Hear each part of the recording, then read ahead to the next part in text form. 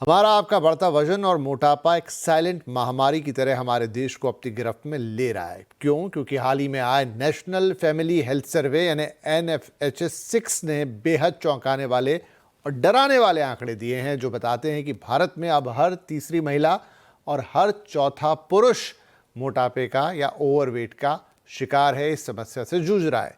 आज मोटापा सिर्फ एक कॉस्मेटिक समस्या या लाइफस्टाइल की गड़बड़ी नहीं रह गई है, बल्कि एक गंभीर क्रॉनिक बीमारी बन चुका है।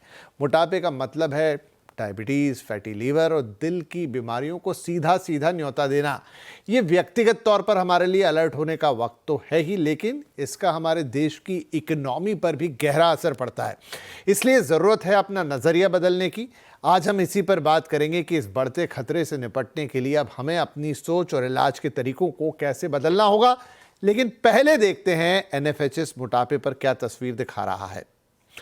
आपको बता दें कि national family health survey Bharat सरकार करवाती है। 1991-92 से समय समय पर यह सर्वे किया जाता है, जिसमें पता लगता है कि लोगों की हेल्थ, न्यूट्रिशन, फैमिली वेलफेयर की स्थिति आखिर क्या है। NFHS के अब तक 6 राउंड हो चुके हैं। पिछला NFHS राउंड 5 था, जो 2019 से 2021 के बीच हुआ था और उस वक्त का डेटा देता है। और अब NFHS-6 का डेटा आया है, जो 2023-24 के बीच जमा किया गया है। डेटा बताता है कि पिछले 4 से 5 सालों में मोटापे की समस्या काफ़ी ज़्यादा बढ़ गई है। पिछले सर्वे में 22.9% पुरुषों में मोटापे की समस्या थी, जो अब बढ़कर 27.7% हो गई, मतलब करीब 4.5% की वृद्धि। वहीं महिलाओं में मोटापा 24% से बढ़कर 30% या ऑलमोस्ट 31% पर पहुंच गया, यानी करीब 6.7% की वृद्धि। मतलब देश के 1/4 पुरुष और करीब 1/3 महिलाएं ओवरवेट हैं या मोटापे की शिकार है। सर्वे में राज्यों के ब्यौरे भी दिए गए हैं, जिससे पता चलता है कि दक्षिणी और तटीय राज्यों में मोटापे की समस्या ज्यादा है। महिलाओं में पुडुचेरी और लक्षद्वीप में स्थिति बेहद चिंताजनक है, जहां आधी महिलाओं का वजन ज्यादा है। वहीं आंध्र प्रदेश, सिक्किम में और केरल में भी टॉप 5 राज्य हैं जिसमें शामिल है जहां लोग मोटे हैं। वहीं पुरुषों के मामले में अंडमान निकोबार द्वीप सबसे ऊपर है, जहां 46% से ज़्यादा पुरुष ओवरवेट हैं। इसके बाद पुडुचेरी, गोवा, सिक्किम और आंध्र प्रदेश का नंबर आता है। इन सभी टॉप के राज्यों में आधे लोग मोटापे या ज़्यादा वजन के शिकार दिखते हैं। ये तो हुआ राज्यवार डेटा, लेकिन अगर आप अपने आसपास निगाहें घुमाकर देखेंगे, फिर आप किसी भी राज्य और किसी भी शहर में हो, तो वहाँ भी आपको अब ज़्यादा वजन के ज़्यादा लोग आसानी से दिख जाएंगे। तो चिंता की बात यह है कि इस लेवल पर मोटापा सिर्फ खराब लाइफस्टाइल या विल पावर की कमी नहीं कहा जा सकता।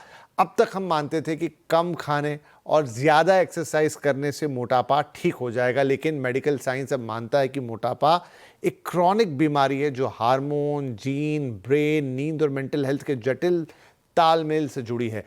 इसलिए सिर्फ कम खाओ, ज़्यादा दौड़ो की सलाह कई लोगों पर काम नहीं करती है।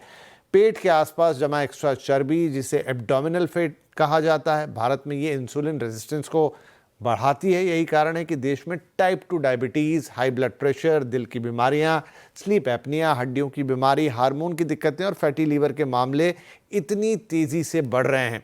पिछले 1 दशक में मेडिकल साइंस ने GLP-1 रिसेप्टर एग्नोस्टिक दवाएं बना ली हैं, और ऐसी दवाओं के आने से इलाज का पूरा परिदृश्य भी बदला है। ये दवाएं न सिर्फ वजन कम कर रही हैं, बल्कि ब्लड शुगर को भी कंट्रोल कर रही हैं, दिल की बीमारियों और फैटी लीवर के खतरे को भी कम करती है, क्योंकि ये भूख और क्रेविंग्स को ब्रेन के लेवल पर कंट्रोल करती हैं। मोटापे को व्यक्तिगत नाकामी मानने की ज़रूरत नहीं है, बल्कि इसे एक मेडिकल कंडीशन के तौर पर देखना पड़ेगा। डॉक्टर वैज्ञानिक तरीके से मोटापे का इलाज कर सकते हैं, लेकिन ये आधुनिक दवाएं कोई जादू की छड़ी भी नहीं है। इन्हें सही खानपान और सही लाइफस्टाइल के साथ ही डॉक्टरों की देखरेख में लेना पड़ता है, और वैसे इन पर काफ़ी विवाद भी है।